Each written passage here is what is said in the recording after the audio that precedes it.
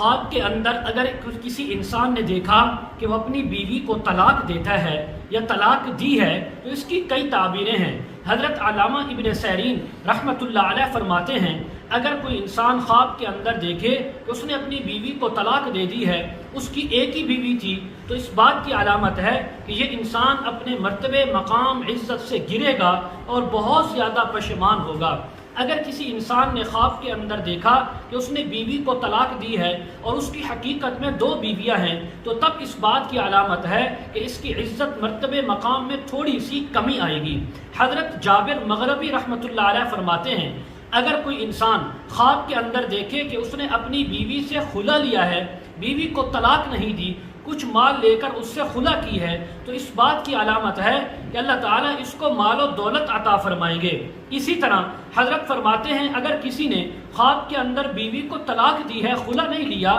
تو یہ اس کے اوپر پریشانی آنے کی تعبیر ہو سکتی ہے۔